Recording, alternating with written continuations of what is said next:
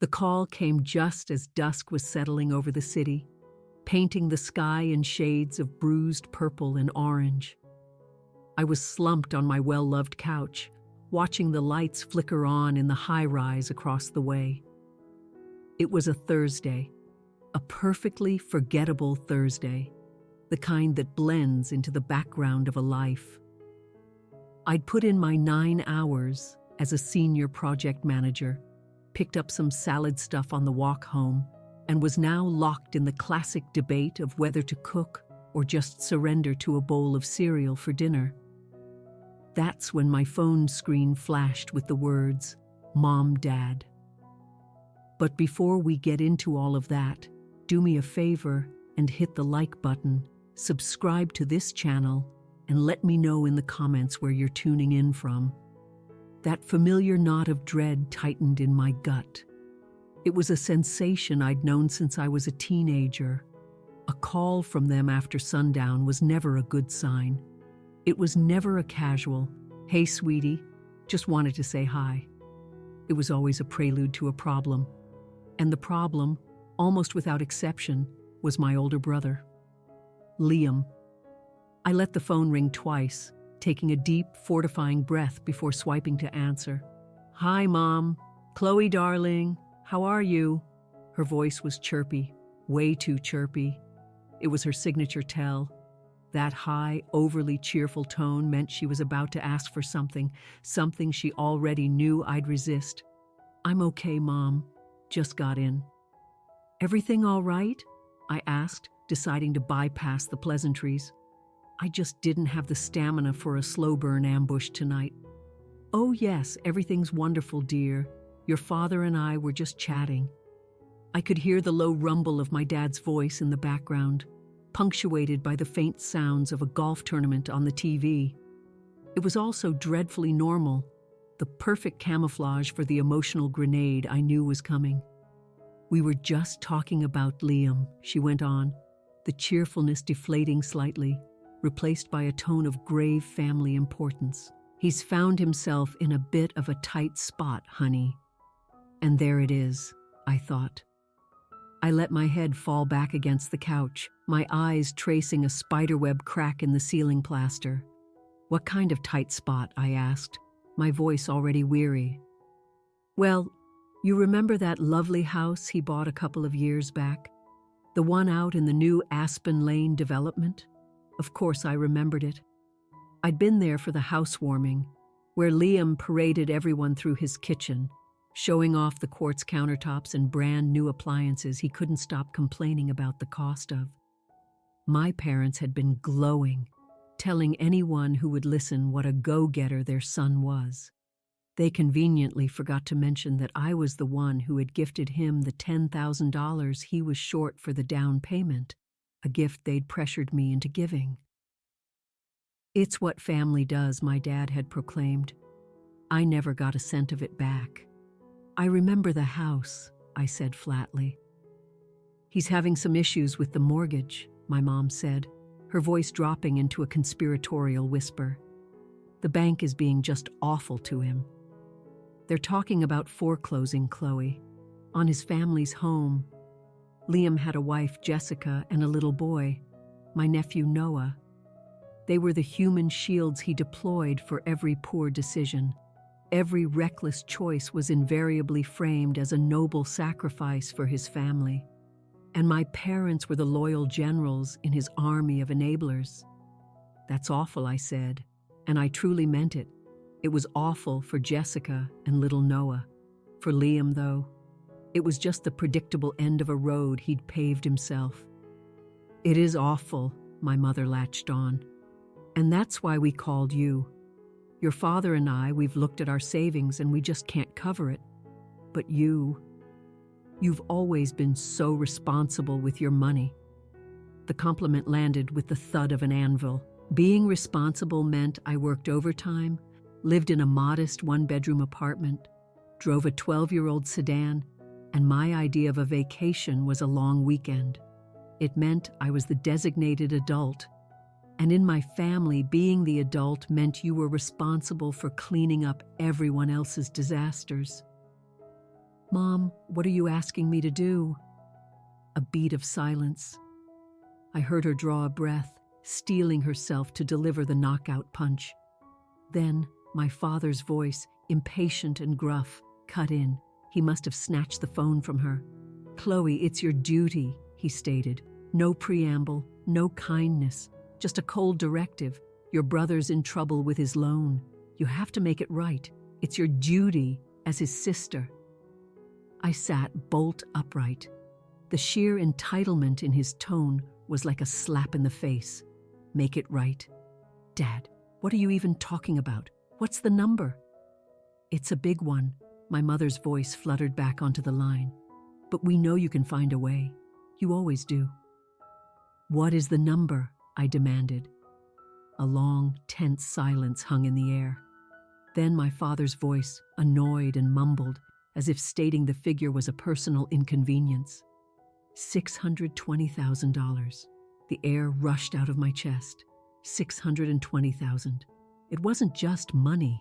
It was a life sentence. It was more than my net worth, more than I could hope to save in 20 or 30 years. The fact that they could even utter it, that they could form the words and say them to me with a straight face, was so fundamentally disconnected from any sane reality that a bizarre thing happened. I smiled. Not a happy smile. It was a sharp, cold, humorless thing that didn't touch my eyes. It was the smile of someone who had just seen the entire grotesque truth of her situation in perfect, horrifying clarity. For my entire life, I had been the family's emergency plan, the dependable one, the last resort loan, the quiet fixer of problems. I'd accepted that role because I told myself it was about love, about a dysfunctional but real sense of family loyalty.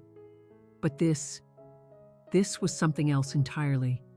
This wasn't a request for help. It was a demand for my entire existence. "Chloe, are you still there?" my mother asked, a note of unease creeping into her voice. My silence was clearly not the reaction she'd expected. "I'm here," I said, my voice eerily calm, the smile still fixed on my face. Because in that single clarifying moment, as they sat in their cozy living room, callously plotting the sacrifice of my future to salvage my brothers, I knew something they had no idea I knew. I knew about a phone call I'd received that very morning, the one that had made my stomach drop and my blood run cold, the one that had finally connected all the painful dots I had spent years refusing to see. The loan wasn't just his problem. The bank thought it was mine. I had never signed a single document for Liam's house. I had never agreed to co-sign or be a guarantor. The signature on the official bank documents was a forgery, and I knew, with a certainty that settled like ice in my veins, exactly who had done it. The golden boy, the one who could do no wrong, the one who was, at that very moment, probably sitting at their dinner table, eating a meal my parents had lovingly prepared, while they called his sister to demand she clean up the felony he had just committed. "Chloe, you need to understand," my father's voice boomed, attempting to reassert his authority. "Family is everything." "I understand perfectly," I replied, and my voice was so quiet, so devoid of emotion, that it made them fall silent again. The smile on my face vanished, replaced by a steely resolve. They thought I was their reliable pawn. They had no idea they'd just pushed me off the board entirely. They had no idea the rules of the game had just changed. And they had no idea that I was the one who was about to send all the pieces flying. That morning had started just like any other. Weak sunlight filtered through my bedroom blinds. My alarm blared at 6:30 a.m., and I mechanically went through the motions. Shower, strong coffee, scanning work emails at my small dining table. It was a life built on routine. It was orderly. It was mine, or so I believed. The call came at 9:15 a.m., just as I was about to join a morning conference call. The caller ID showed an unknown local number. I nearly let it go to voicemail, assuming it was another robocall about my car's warranty. But for some reason, I answered. Hello? Good morning. Am I speaking with Miss Chloe Thompson? The voice on the other end was a woman's, professional and direct. This is she, I said, wedging the phone between my ear and shoulder as I clicked the link to my meeting. Miss Thompson, my name is Maria Sanchez. I'm with the delinquency department at Apex Financial. This call is regarding your mortgage, account ending in 7712. We're calling because the account is now 90 days past due, and we haven't received a response to our previous notices. I stopped clicking. My hand froze over the mouse. I had to have heard her wrong. I'm sorry, I said with a little laugh. I think you have the wrong number. I don't have a mortgage. I rent. There was a shuffling of papers on her end. Ma'am, I'm looking at the file right here. Chloe Marie Thompson. The property address is 124 Aspen Lane. That was Liam's address. The house with the quartz countertops. A creeping dread began to spread through my veins. That's my brother's house, I said slowly. My name isn't on his mortgage. According to our records, you are the primary borrower, Ms. Thompson, Maria Sanchez said, her tone resolute. The loan was originated 4 years ago in the amount of $680,000. The current outstanding balance is $621,482. The figures felt unreal, like something from a movie. People like me didn't deal with numbers like that. That's impossible, I whispered. It has to be a mistake. I can verify your identity if you'd like, she offered. And now I could detect a hint of sympathy in her voice. Can you confirm your date of birth is May 22nd, 1992? Yes, I managed, my throat constricting. And the last 4 digits of your social security number are 8409? My blood turned to ice. Yes. She had it all. My full name, my birthday, my social security number, all the fragments of my identity laid out on some stranger's desk, shackled to a debt that would obliterate my life. My mind was scrambling, trying to find a logical explanation. How? I'd never set foot in an Apex Financial. I'd never seen a mortgage application. And then a memory surfaced, snapping into focus like a developing photograph. It was a family barbecue, maybe 4 or 5 years ago. The whole clan was at my parents' house. The air smelled of charcoal and fresh-cut grass. Liam had cornered me by the drink cooler, that easy conspiratorial grin on his face, the one he always wore when he wanted something. Chloe, can you do me a massive favor? He'd asked, leaning against the fence. I'm trying to get this house, but the bank's being a real pain. My credit's a little shot right now because of that tech startup I tried to launch. The tech startup had been a pipe dream my dad had funded, which never produced a single product and folded in 6 months, leaving a trail of debt. I had even spent 2 weekends building a prototype website for it. I don't know, Liam, I'd said, instantly hesitant. I don't want to get mixed up in anything. It's not getting mixed up, he'd insisted, waving his hand dismissively. It's just a formality. You've got killer credit, Chloe. Always have. Just let me put your name down on an initial form. It's temporary just to get the application moving. Once it's approved, I'll have it all formally transferred to me. It won't affect you at all, I swear. I remembered the deep unease I felt. It sounded all wrong.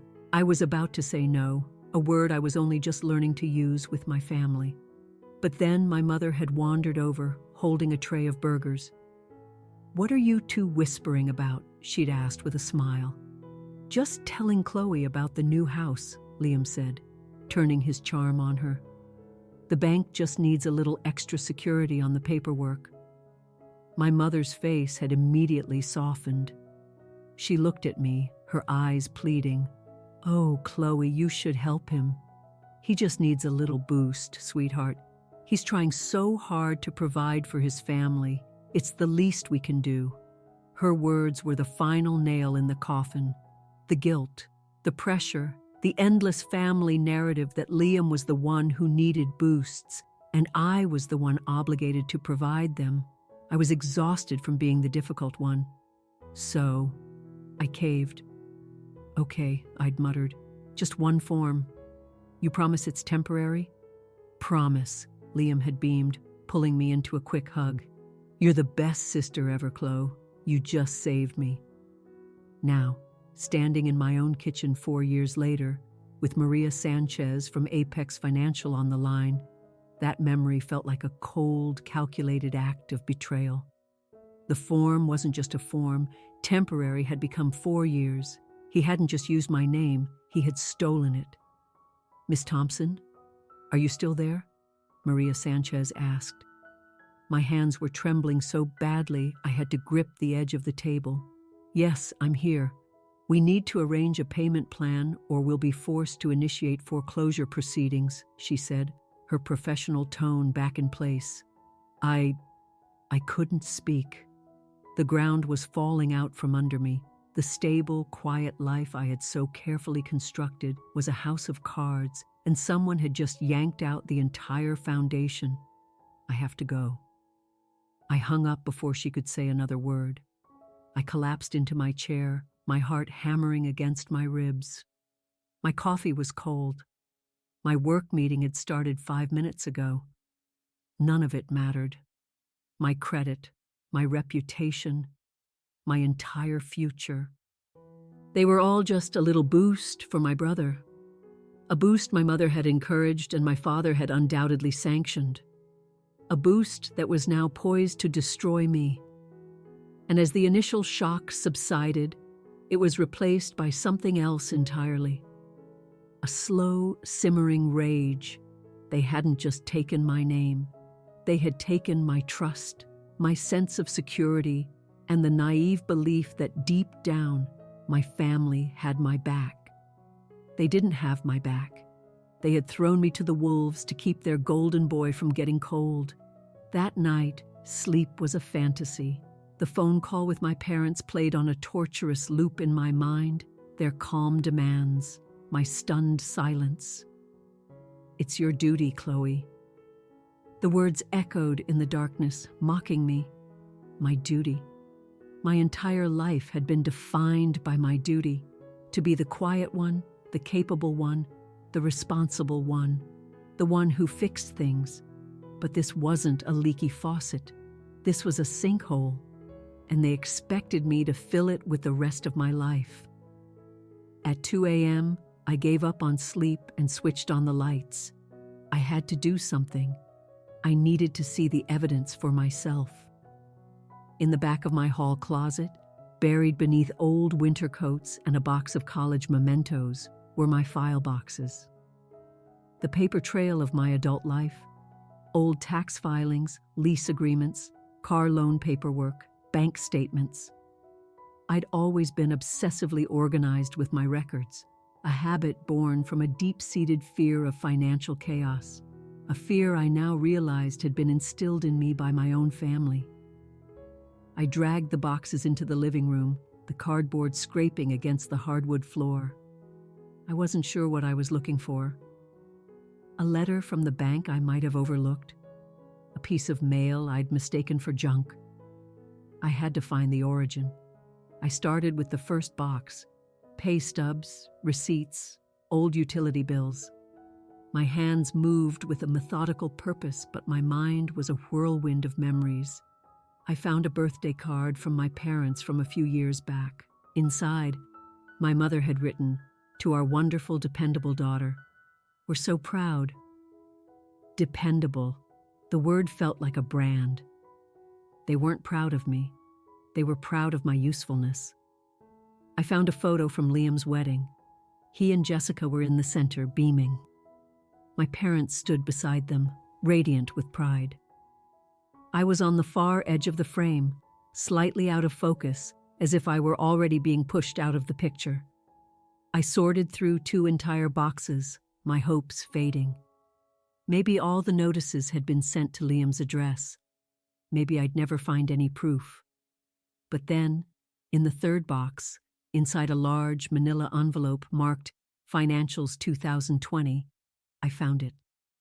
It was a thick stack of papers, bound with a large clip. The cover sheet bore the logo of Apex Financial. My heart hammered against my ribs. It must have been mailed to my address by mistake, and in a rush, I must have filed it away without a second glance, assuming it was just another copy of some routine paperwork. I sat on the floor and laid the pages out before me. Mortgage agreement. The words were cold and stark, and right there at the top was my name, Chloe Marie Thompson. The property address, 124 Aspen Lane. The loan amount, $680,000. I flipped through the pages, my breath catching in my throat. Terms and conditions, amortization schedule, disclosures. It was an alien language, a contract for a life I had never agreed to live. Then I reached the final page, the signature page, and there it was, my name, scrawled in blue ink on the line marked Borrower, Chloe M. Thompson. I stared at it for a long, silent minute. At first glance, it was perfect. It was my handwriting, the familiar loop of the C, the way I connected the H and L, the short cross on the T. It was a flawless imitation, but I had not signed this paper. I got up, went to my desk, and grabbed an old canceled check. I brought it back and laid it on the floor next to the signature on the mortgage document. And that's when I saw it. The forgery was good, but it was too good, too careful. My actual signature, the one I scribbled every day, was quick, a little messy. The loops weren't always perfect. The final and sometimes trailed off. It was the signature of a busy person. The signature on the loan document was different. It was precise. The loops were perfectly rounded. The slant of the letters was unnaturally uniform. The cross on the T was a straight, deliberate line. It wasn't a signature, it was a drawing. A meticulous piece of art created by someone who had studied my hand, someone who had practiced it over and over until they could replicate it. It was an act of profound violation. This wasn't just about money, it was about the theft of my very self.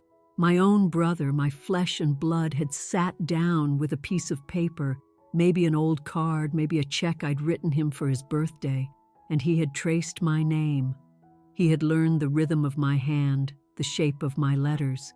He had learned how to be me, just long enough to ruin me for his own convenience. The silence in my apartment felt thick and suffocating. All the small betrayals, the times I'd been overlooked or used, they all collapsed into this one monstrous act. The time he borrowed my car and brought it back on empty. The $200 he lifted from my purse as a teenager, which my parents told me to just let go. The way he'd always take credit for my ideas at family dinners.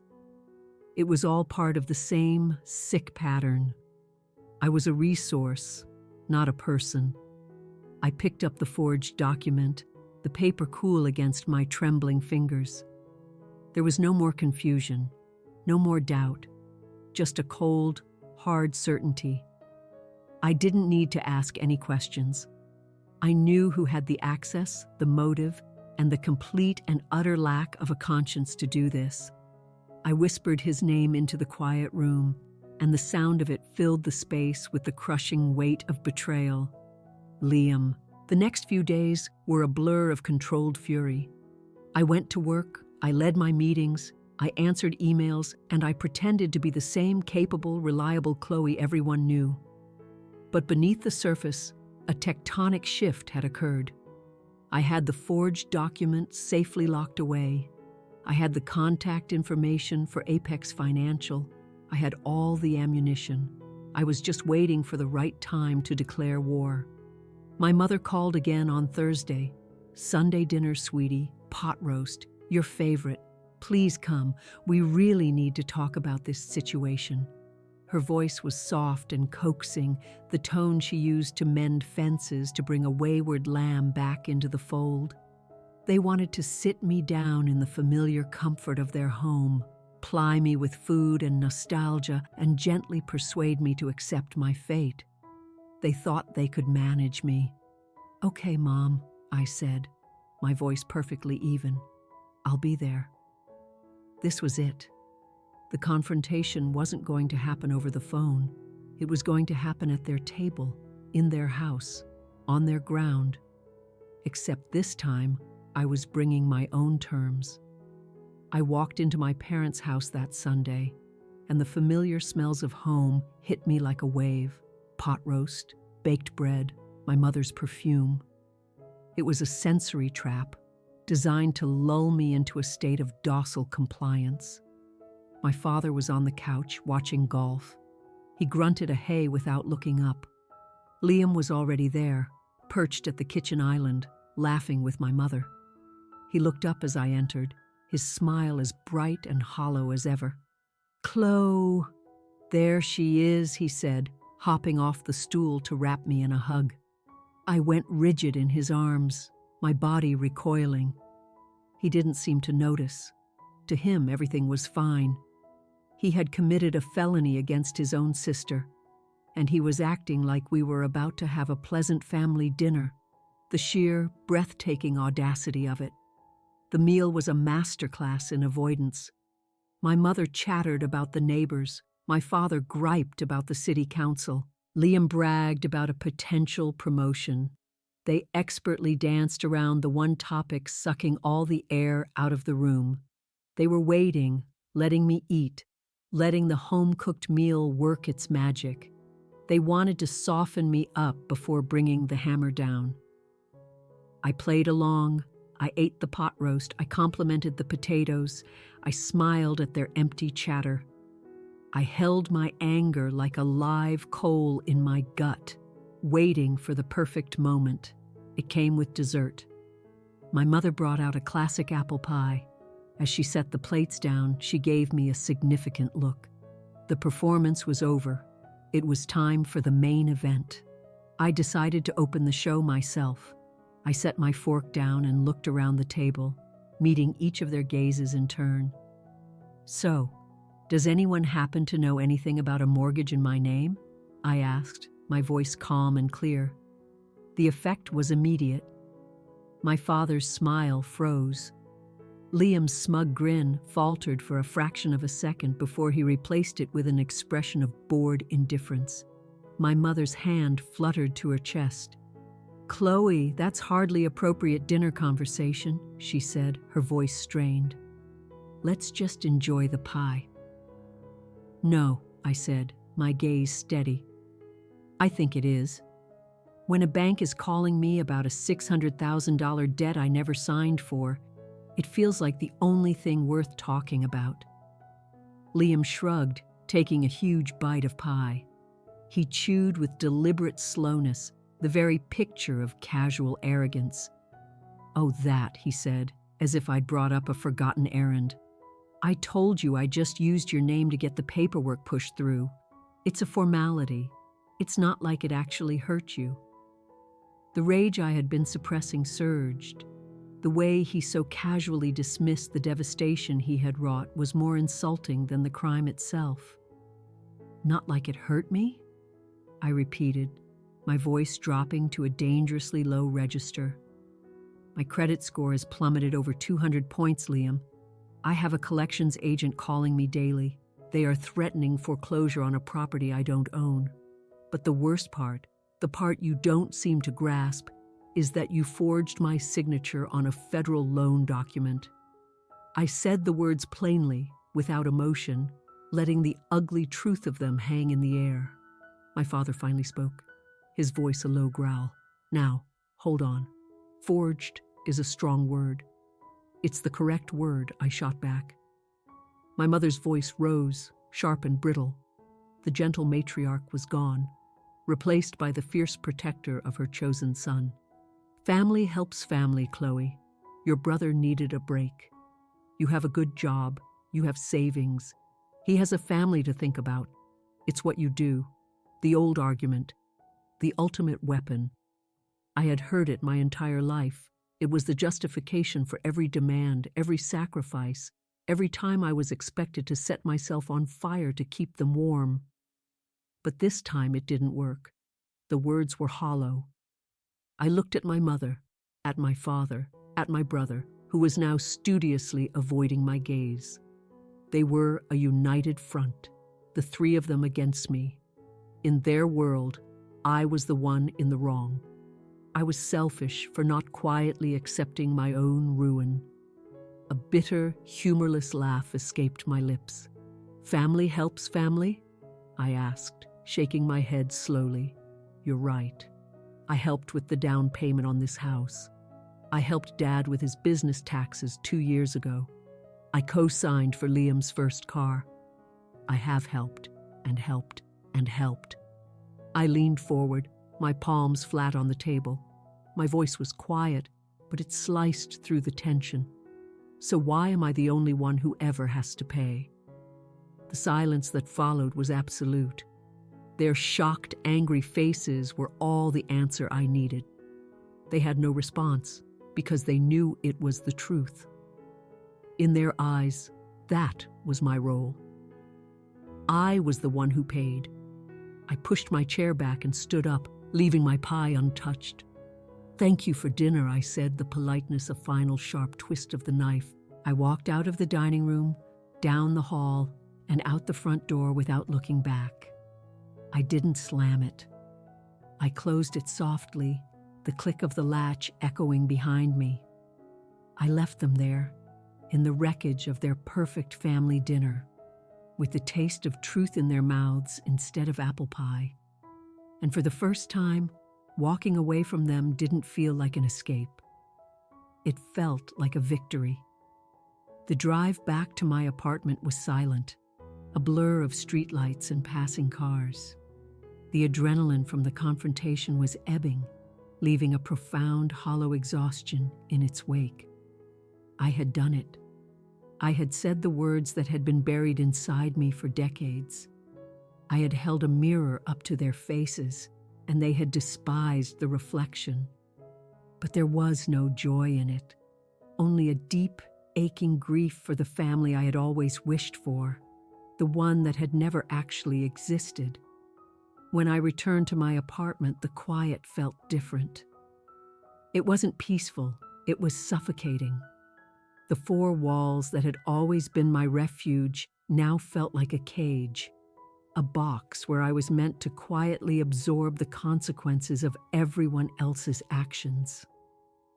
I didn't turn on the TV. I went straight to the locked drawer in my desk and took out the forged mortgage packet. I spread the pages across my living room floor. Then I went to my laptop and, with a sick feeling, logged into my online banking portal. I printed my statements. I went to a credit monitoring service and printed my full report. The damage was all there in black and white. A massive, fraudulent loan listed as my own, a cascade of late payment notifications, my once pristine credit score, the one I'd worked so hard to build, was in shambles. I sat on the floor in the middle of it all, a sea of paper representing my life's work and my brother's casual destruction of it. And as I sat there, the full weight of it finally came crashing down. It wasn't just the money. The $620,000 was a terrifying, life-altering sum, but it was just a symptom of a deeper sickness. The real problem was my assigned role in the family, the capable one, the responsible one, the fixer. It started small. When we were kids, if Liam broke something, I was told to clean it up before Dad got home. When he was failing a class, I had to tutor him for hours, sacrificing my own study time. When he got his first apartment, I was the one who spent a weekend painting it while he supervised from the couch. Each time I did it. Because I was capable, because it was easier than fighting, because a small, desperate part of me hoped that if I was helpful enough, reliable enough, good enough. One day they would finally see me, not my function, not my utility, but me, Chloe. But they never did.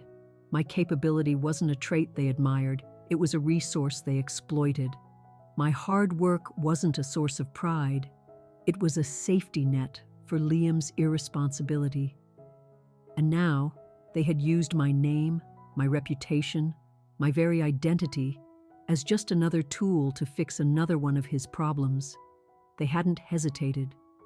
They had simply decided my future was a fair price for his comfort. That was the moment something inside me broke. It wasn't a loud, dramatic snap. It was a quiet, internal fracture, a tectonic plate deep within me, which had been under immense pressure for 32 years, finally gave way. The illusion that I could ever win their love or approval through obedience shattered completely. You cannot win a game that is rigged against you. I wasn't a daughter or a sister to them. I was a function, an emergency fund, a human get-out-of-jail-free card. And my love for them, my sense of duty, had been the very chains they used to bind me. Sitting there on the floor, surrounded by the evidence of their profound betrayal, I realized that cleaning this up quietly was not an option.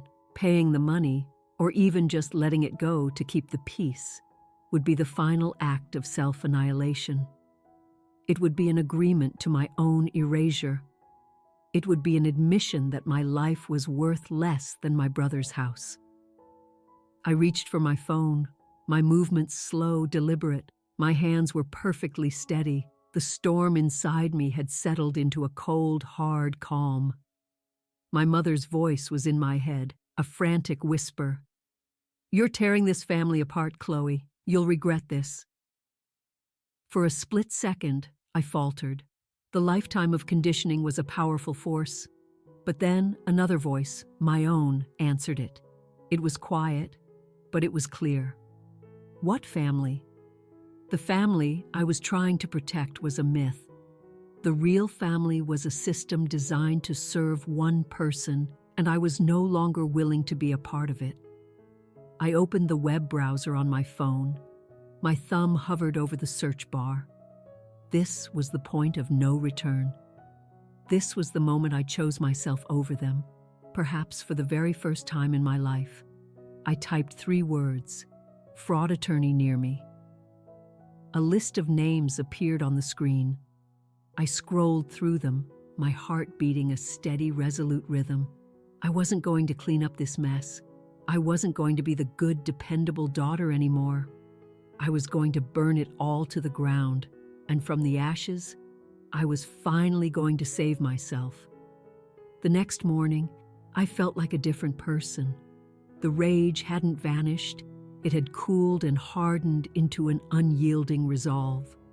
I had called one of the law firms from my search and made an appointment for 10 a.m., explaining only that I was the victim of a complex family fraud case. I dressed carefully in a professional but understated pantsuit. I wanted to look composed, not hysterical. My hands were steady on the wheel as I drove downtown. The law office was in an old, respectable building with dark wood paneling and hushed hallways. It felt serious. It felt real.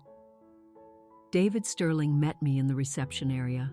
He was a man in his late 40s, with kind, intelligent eyes and a firm handshake. He led me to a conference room offering me coffee, which I declined. I just wanted to get on with it. I laid my stack of organized documents on the polished table, the forged mortgage, my real signature from an old check, the bank notices, my credit report, even printouts of old text messages from Liam asking for money. I had spent hours preparing. "Tell me everything, Chloe," he said, leaning back. His voice was calm, reassuring. So I did. I started with Liam's long-ago request to use my name, my mother's pressure, the call from Maria Sanchez, the discovery of the forgery, and the disastrous Sunday dinner. I spoke in a clear, measured voice. trying to stick to the facts and strip out the emotion. I didn't want to sound like a victim. I wanted to sound like someone demanding justice. David listened without interruption, his brow furrowing as he examined the documents. He picked up the mortgage agreement, comparing the two signatures, his expression unreadable. When I finished, the room was silent. I braced myself for him to suggest family counseling, to tell me this was too messy, too personal. But David Sterling didn't flinch. He looked up from the papers, his kind eyes now sharp and focused. "Chloe, this isn't a family squabble that needs mediation," he said, his voice grave. "This is felony identity theft and bank fraud. These are major criminal offenses. Your brother has placed you in an extremely dangerous legal and financial position." His words, spoken by a professional, landed with the weight of absolute truth. It wasn't just my opinion, it was the law. I exhaled a shaky breath I didn't realize I'd been holding. The validation was a powerful relief. "So what do we do?" I asked, my voice barely a whisper. He leaned forward. "First, we file a police report. With a paper trail this clean, they will open an investigation. Second, we formally notify Apex Financial's fraud division. We demand they void the fraudulent loan and remove it from your credit history. This will protect you from any further action from the bank." "And Liam?" I asked, my throat tight. David met my gaze. "If the police and then the district attorney pursue criminal charges, which is highly likely, Liam could face significant consequences, including prison time." "This is not a small thing, Chloe." A wave of nausea hit me. Prison. My brother. The thought was horrifying, and yet a part of me, the part that had been so deeply wounded, felt a grim sense of rightness. He chose this path. I was just choosing not to walk it with him. "Let's do it," I said, my voice gaining strength. There was no going back. We spent the rest of the morning drafting the report. By the end of the day, a police report was filed, and a certified letter, thick with evidence, was on its way to Apex Financial. I left David's office feeling lighter than I had in years. I had spent my life keeping my family's secrets, burying their mistakes to maintain a false harmony. Now, I was putting it all on the record. I was finally breaking free from the burden of their lies, and the relief was immense. 3 days later, the inevitable knock came. I was expecting it. David had warned me, once the police get involved and the bank starts asking questions, your family will know.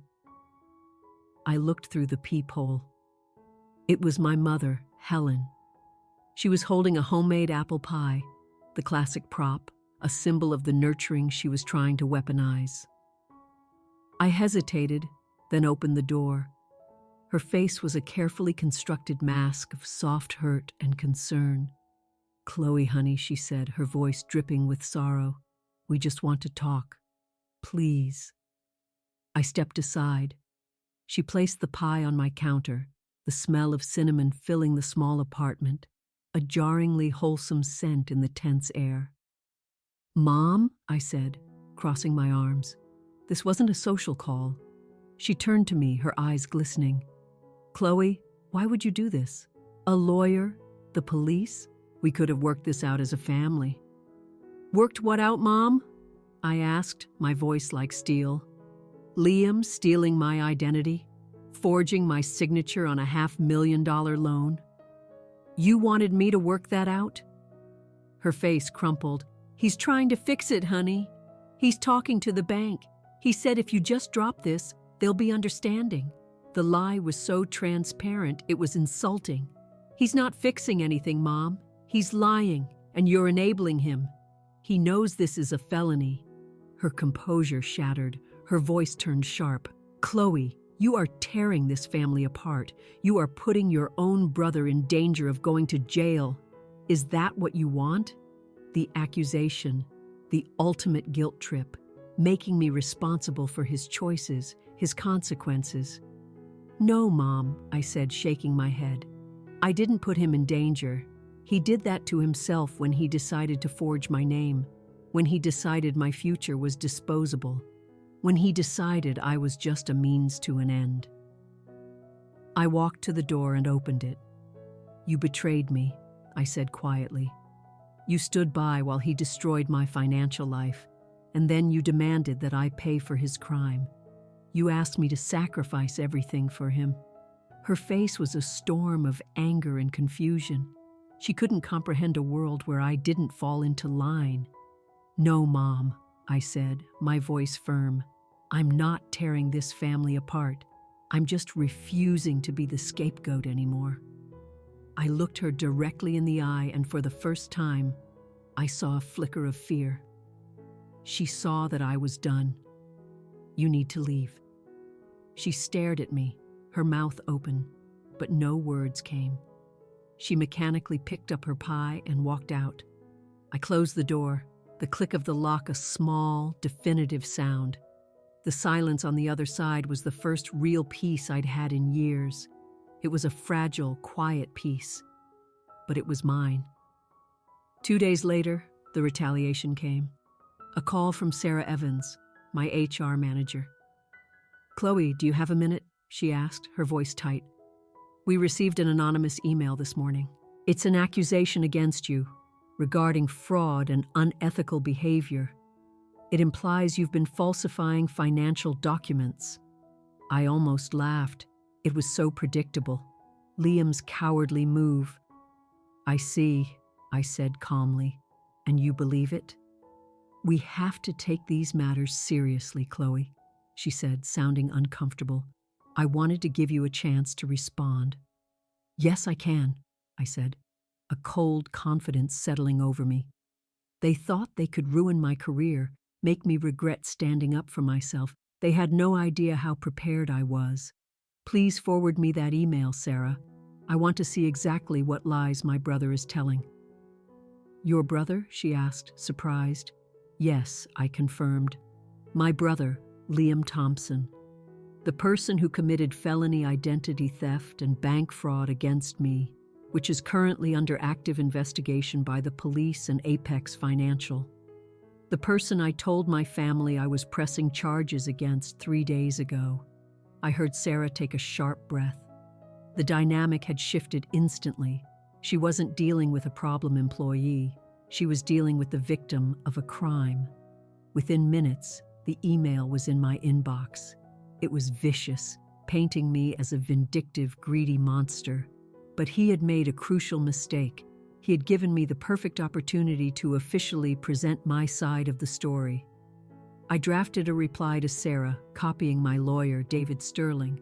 I was concise and professional. I stated that the email was direct retaliation for my decision to pursue legal action against my brother for his crimes. I attached the police report number and the contact information for the fraud investigator at the bank. I hit send. There was no fear, no anger, just the calm, quiet satisfaction of dismantling their lies with undeniable truth. The courtroom smelled of old wood and stale nerves. Mine were surprisingly steady. I sat next to David. Across the room, Liam sat next to his overwhelmed-looking lawyer. My parents were in the gallery, their faces tight with worry, refusing to look at me. This was a civil hearing to formally address the fraudulent mortgage, a crucial step before the criminal case. David was methodical. He called the fraud investigator from the bank, who testified that their forensic examiner had confirmed the signature was a forgery. Then, David presented our binder, a mountain of undeniable proof: the forged papers, the police report, the credit reports, the anonymous email to my work. Liam's lawyer stammered about a family misunderstanding, but he had nothing. The judge, a formidable woman with sharp eyes, didn't stammer. She flipped through our binder, her expression growing sterner with every page. "Mr. Thompson," she said, her voice cutting through the room, The evidence presented here is overwhelming. The signature on these loan documents is a proven forgery. This is a clear act of fraud and identity theft. Liam flinched. My mother stifled a sob. Therefore, the judge continued, the court finds in favor of the plaintiff, Miss Chloe Thompson. The loan is hereby declared null and void. Apex Financial is ordered to immediately remove this debt from Ms. Thompson's record and restore her credit. All associated damages are to be rectified. A wave of relief so strong it nearly buckled my knees washed over me. It was over. The financial terror was gone, but the judge wasn't done. She looked directly at Liam. Furthermore, given the egregious nature of this fraud, this case will be referred to the district attorney's office for criminal prosecution. Liam's face went white. He slumped in his chair as if his strings had been cut. I didn't feel triumph. I just felt peace. The weight I had carried my entire life had finally been lifted. When the hearing was adjourned, I gathered my papers. As I walked out, my path took me right past my family. My mother's eyes were red, my father's jaw clenched. Liam looked utterly defeated. My mother started to open her mouth to plead or to scold, but I didn't stop. I didn't pause. I didn't meet their eyes. I just walked right past them, the sound of my heels on the marble floor the only sound I heard. I kept walking, out of the courthouse and into the bright, clear sunlight, and I didn't look back. 2 weeks later, there was a final knock, a soft, hesitant tapping. I looked through the peephole. It was all three of them, huddled together in the Saturday morning rain. Liam looked broken. I opened the door a crack. "Chloe," my mother began, her voice hoarse. "We were wrong. We realize that now." "We need your help, sweetheart," my father mumbled. "The DA is moving forward. He could really go to jail. Please, can't you just tell them it was a misunderstanding?" I looked at their desperate faces, but their words held no power over me. The chains were gone. "You didn't ask for help," I said, my voice clear and steady. "You stole it. You forged my name. And when I finally stood up for myself, you tried to destroy me. You called me a villain for not letting you." I paused, letting the truth settle. "You did this, Liam," I said, looking directly at my brother. "Every single step. And you too," I said to my parents. "You enabled him. You asked me to pay for his crime." My voice was firm, resolute. "I am not responsible for your choices anymore. I am not responsible for your consequences." I didn't wait for a reply. I slowly, deliberately pushed the door shut. The soft click of the lock was the most satisfying sound I had ever heard. I listened for a moment. There was no pounding, no pleading, just the quiet sound of rain. They were gone. Later that morning, the rain stopped. The sun broke through, and I walked to the local farmer's market. I bought a small bouquet of bright yellow tulips. When I got home, I put them in a vase on my kitchen table, right where the fraudulent bank statements used to be. Now, it held only sunlight and a cheerful splash of color. I sat down with a cup of coffee. No guilt, no regret, just a profound sense of calm. Sometimes walking away isn't selfish, it's survival. And in the quiet aftermath of the storm, I finally understood that the greatest duty I ever had was the duty to save myself. My life was finally truly my own.